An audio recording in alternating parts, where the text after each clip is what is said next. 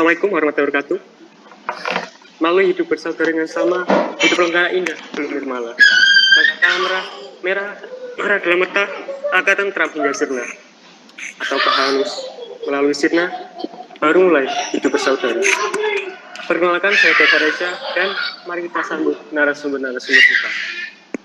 Yang pertama, Cahya Alifina Tiga, silahkan.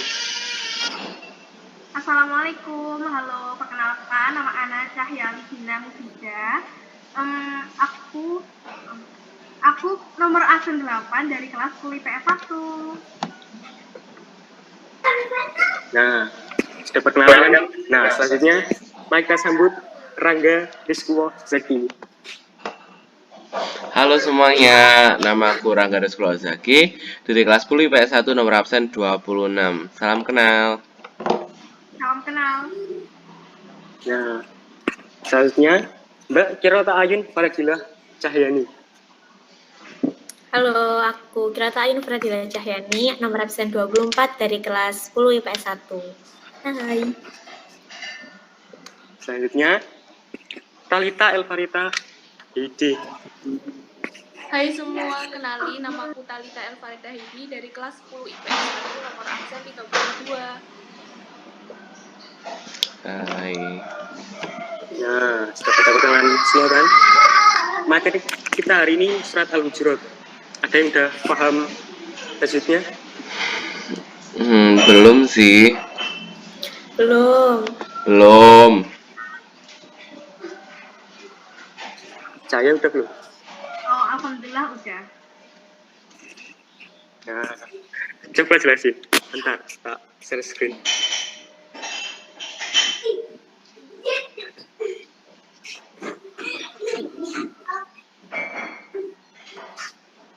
Udah kelihatan ya? Kelihatan. Oke.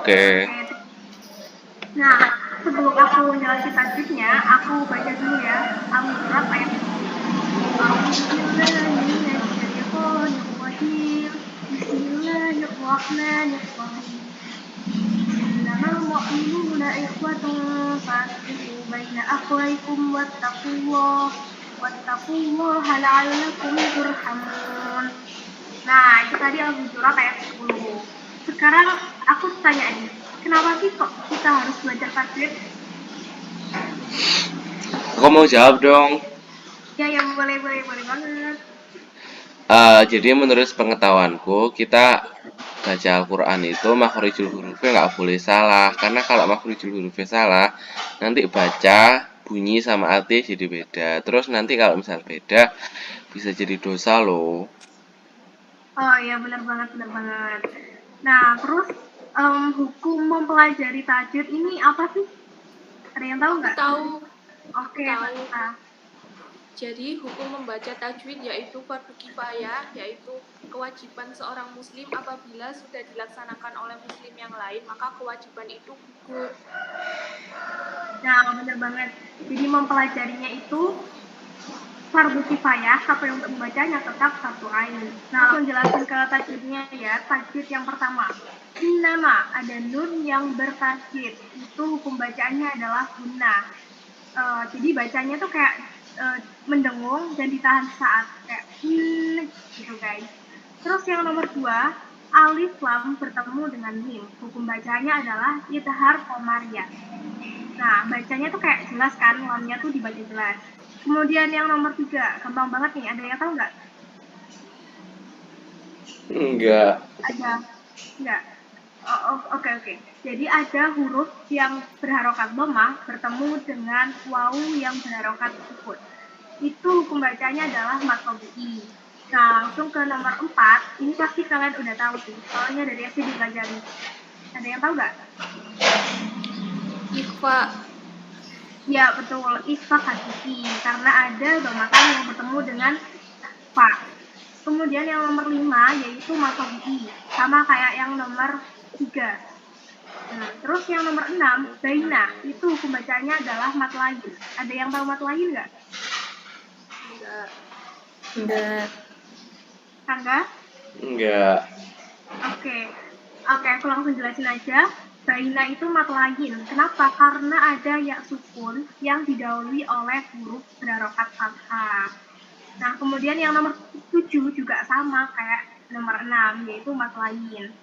Yang nomor 8, hukum bacaannya adalah idhar syafawi, karena ada mim mati yang bertemu dengan wa. Jadi, wau. Jadi, jadi cara membacanya itu mimnya terbaca jelas. Kemudian yang nomor 9 itu adalah tafkhim. Kenapa? Karena ada lafaz Allah yang didahului oleh huruf berharokat doma. Doma atau fathah itu hukum bacaannya tafkhim. Nah, yang nomor 10 hukum bacaannya adalah idhar syafawi. Sama kayak yang nomor 8, karena ada mimati yang ketemu dengan ta.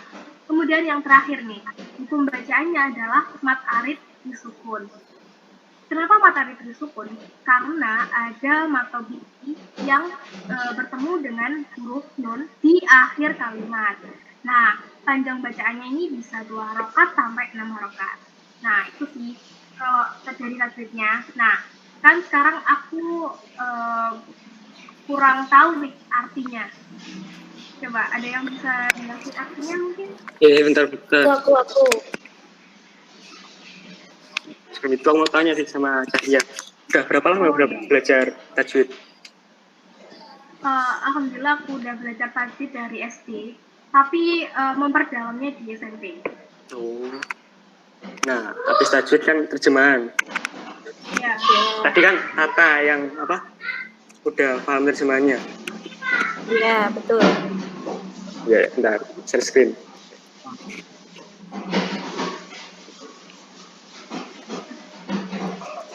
Udah kelihatan. Kelihatan. Nah, sekarang tadi kan Cahya sudah jelasin tentang tajwidnya. Sekarang aku bakal bacain terjemahan berkata dari Al-Hujurat ayat 10. Innamal mu'minuna, sesungguhnya orang-orang beriman, ikhwatun, itu bersaudara. Fa'aslihu, karena itu damaikanlah, baina, antara, ahawaikum, kedua saudaramu yang berselisih. Wattaqullah, dan bertakwalah kepada Allah, la'allakum turhamun, supaya kamu mendapat rahmat. Itu terjemahan berkata dari Al-Hujurat ayat 10.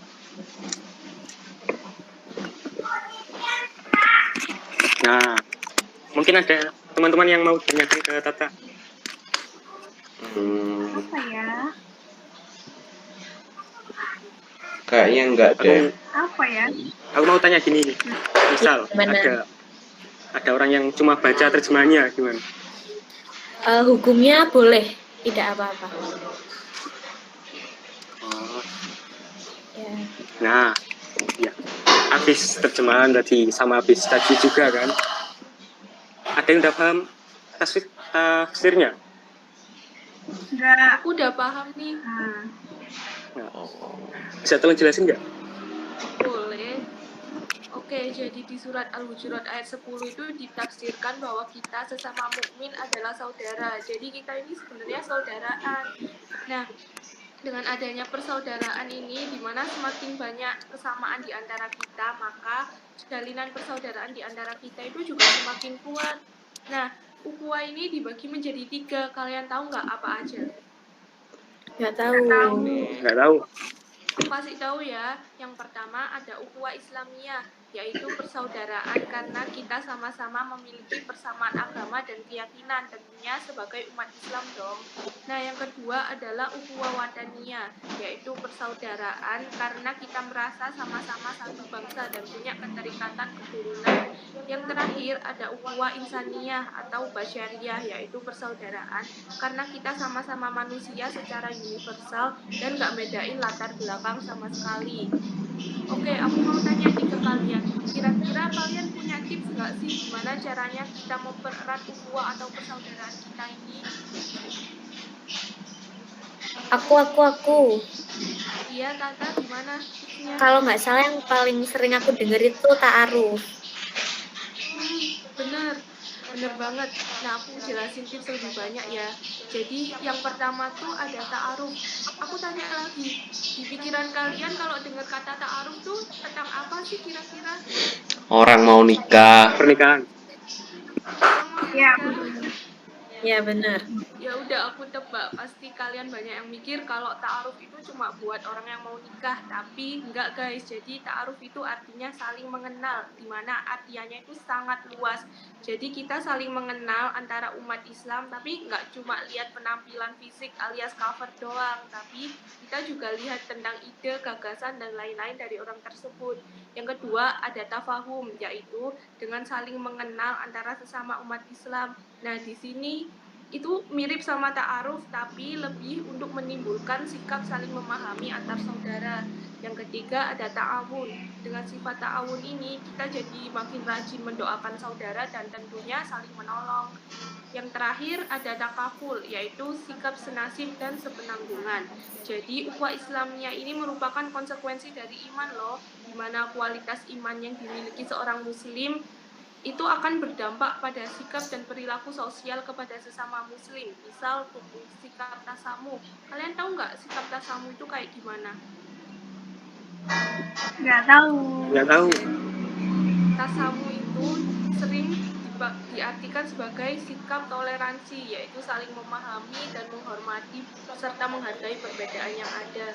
Kira-kira dengan adanya rasa persaudaraan, apa sih manfaat atau hikmah yang bisa kita ambil, yang bisa kita rasain dalam kehidupan sehari-hari ini?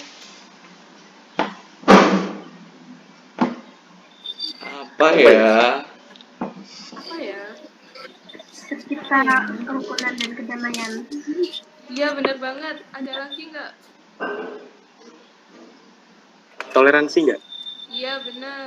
Nah, jadi kita bisa ngerasain dengan sikap saling memahami dan saling pengertian, kita makin suka tolong-menolong, juga saling menghormati, menghargai, dan kita punya tenggang rasa yang tinggi kepada sesama. Banyak banget kan manfaat yang bisa kita rasakan, maka dari itu kita harus memperkuat rasa persaudaraan kita. Kira-kira kalian ada yang tahu nggak sih tajwid dari surat Al-Hujurat ayat 12? Aku masih belum tahu soalnya. Iya nih. Oke. Mungkin saya lagi bisa. Insya Allah ya bisa. Ya, bentar.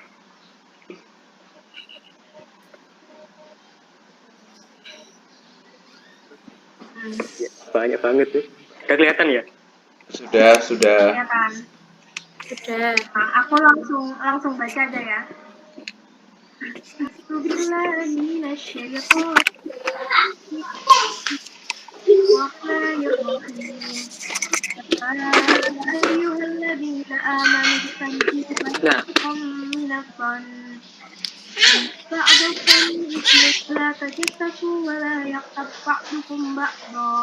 أيحب أحدكم أن يأكل لحم أخيه ميتا فكرهتموه واتقوا الله إن الله طيب.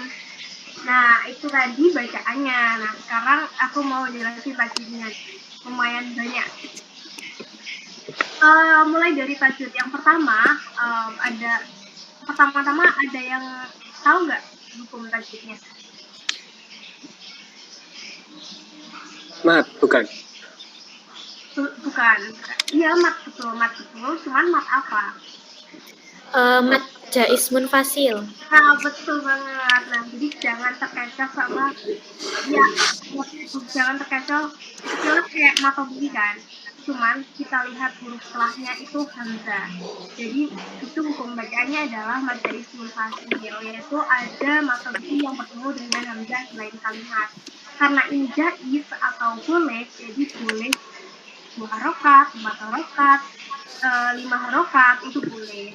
Kemudian yang nomor 2 itu hukum bacaannya adalah idgham syamsiyah. Terus yang nomor 3 hukum bacaannya apa? Mat badal. Jelas kayak mata bumi ya, cuman itu tuh aslinya itu hurufnya itu ada hamzah yang bertemu dengan hamzah yang kena hukum mat badal. Jadi alifnya itu harokat 2 harokat. Lalu ya maksudnya ya itu hukum bacanya adalah mat badal. Terus yang nomor 4 itu adalah Kolkola Sugro. Nah, ada yang tahu nggak Kolkola Sugro? Gimana pertanyaannya? Gimana? Ada yang tahu Kolkola Sugro nggak? Kenapa kok disebut Kolkola Sugro? Saya karena itu kolkolahnya berada di tengah-tengah kalimat, bukan di akhir. Jadinya sugro. Sugro kan akhirnya kecil. Kalau di akhir nanti namanya sekolah kubro, soalnya kan besar. Iya, betul banget. Lanjut ke nomor 5, yaitu hu. Itu dibaca 2 rakaat panjangnya. Hukum bacanya yaitu matobi'i. Yang nomor 6 juga sama, matobi'i juga, karena ada huruf dan kata kasroh yang bertemu dengan ya mati. Yang nomor 7 ada tanwin, yaitu fathatain yang bertemu dengan mim. Hukum bacanya apa, ayo? Pasti tahu kan? Idgham biguna. Ya, betul banget. Hukum bacanya adalah idgham biguna. Terus yang nomor 8 itu ada alif lam yang bertemu dengan bo. Hukum bacanya tahu nggak? Bacanya adalah idgham syamsiyah. Terus yang nomor 9 yaitu ada nun yang bertasydid. Hukum bacanya ya, betul banget. Yang nomor 10 juga sama, guna juga. Terus yang nomor 11 sama juga kayak yang 8, yaitu idgham syamsiyah. Yang nomor 12 ada nun yang bertasydid, sama juga kayak yang awal-awal itu. Kemudian yang nomor 13 ada mim yang bertanwin ketemu dengan waw. Pembacaannya yaitu sama kayak yang tadi, idgham biguna. Ya, benar, idgham biguna. Yang nomor 14 itu ada lam yang bertemu dengan alif. Jadinya lam alif. Pembacaannya matobi'i. Yang nomor 15 juga sama, matobi'i juga. Yang nomor 16 matobi'i juga. Terus yang nomor 17 ini ada apa?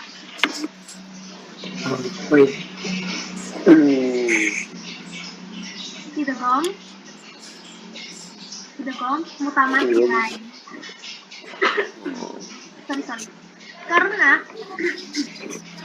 ada huruf ba sukun bertemu dengan huruf ba juga, tapi beda harokat. Terus yang nomor 18 hukum bacanya yaitu idgham karena ada yang tahu nggak? Idgham syafawi. Salah. Ikhfa, tapi ikhfa syafawi. Karena ini mimati ada bertemu dengan ikhfa. Yang nomor 19 ini mat ikhwa. Karena ada huruf ko yang berharokat fathatain ketemu dengan alif di akhir kalimat. Terus yang nomor 20 hukum bacaannya idhar syafawi, karena ada mimati yang bertemu dengan hamzah. Karena ini panjang jadi aku percepat aja ya. Yang nomor 21 hukum bacaannya adalah idgham biguna. Yang nomor 22 itu matobi'i, yang nomor 23 itu mat lain, yang nomor 24 itu itfaq hakiki, yang nomor 25 itu matobi'i, yang nomor 26 itu taslim, yang nomor 27 itu taslim juga, yang nomor 28 itu matobi'i, yang nomor 29 itu idgham benar, dan yang terakhir yaitu mat alif sukun. Itu sih tajwidnya kan surat Al-Hujurat ayat 12, jadi agak panjang ya. Iya. Nah, tajwid kan udah. Sekarang semuanya nih kata lagi. Iya. Bentar. Panjang banget. Oke, sekarang aku bakal bacain terjemahan perkata surat Al-Hujurat ayat 12. Ya ayyuhalladzina amanu, wahai orang-orang yang beriman, ijtanibu jauhilah katsiran minad-don, kebanyakan prasangka. Inna ba'dadonna, karena sesungguhnya sebagian dari prasangka, ismu itu dosa. Wala tajassasu, dan janganlah kamu mencari-cari kesalahan orang lain. Wala yaktab, dan jangan menggunjingkan ba'dukum ba'do, satu sama lain.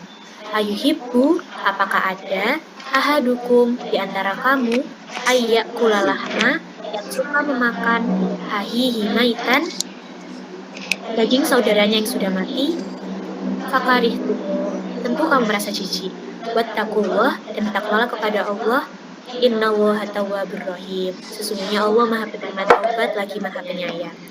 Itu terjemahan surat Al-Hujurat ayat 12. Iya.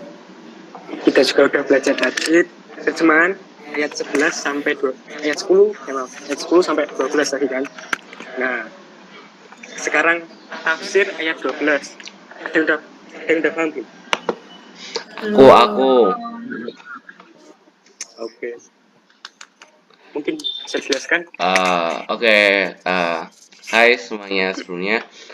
Aku mau jelasin tafsir ayat 12 surat Al-Hujurat. Tafsir ayat 12 surat Al-Hujurat ada 3. Yang pertama yaitu jauhi prasangka buruk.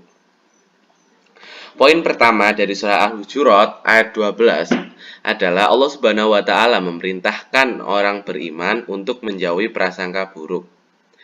Kata itajanibu berasal dari kata janab yang artinya adalah samping.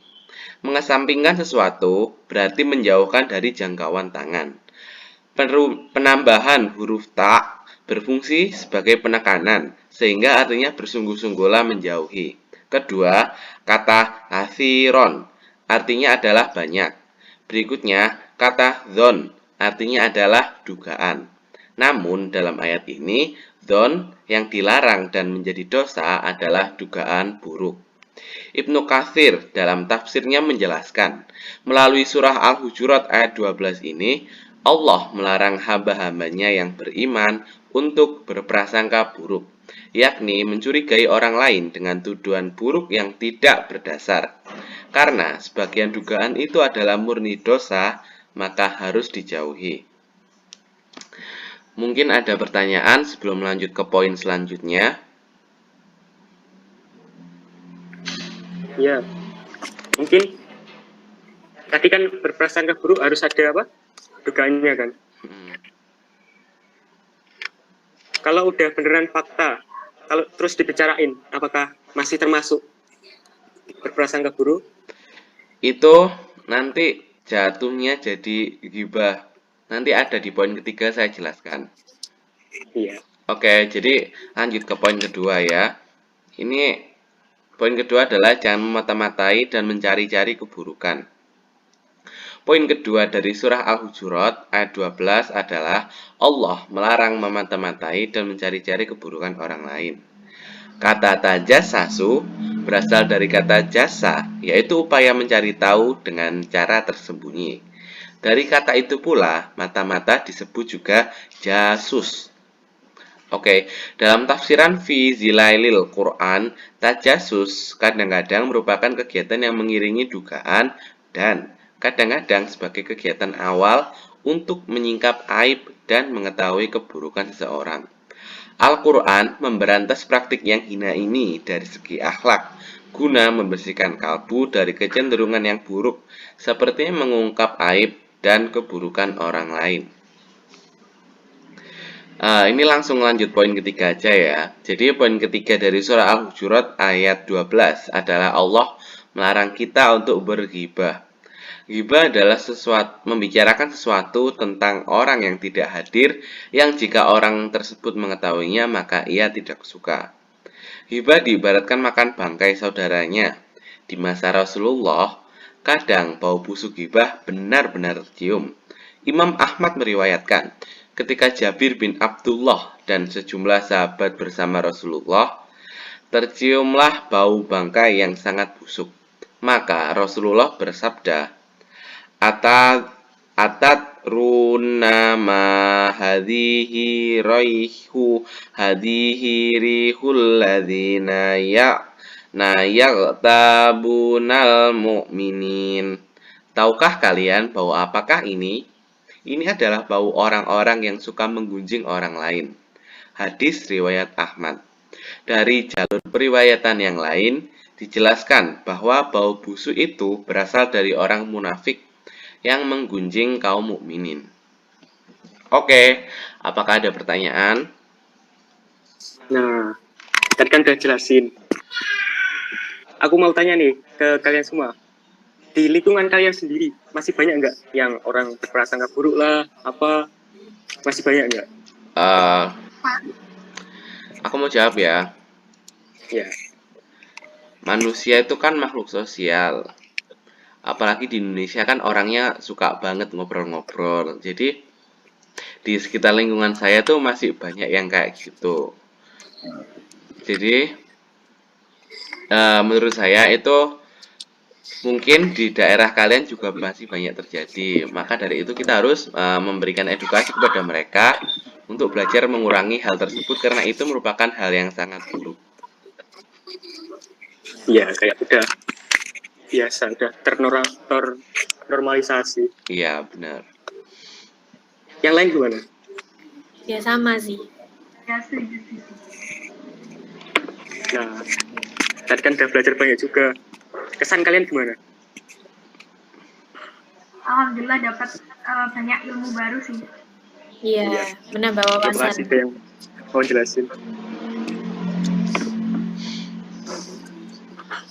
Ya, mungkin segitu saja untuk podcast kali ini. Kasihan editornya nanti. Stay positif, stay susun. Sampai jumpa di lain kesempatan. Wassalamualaikum warahmatullahi wabarakatuh. Waalaikumsalam. Dadah. Selamat datang. Terima kasih semuanya. Ya, Terima kasih. makasih.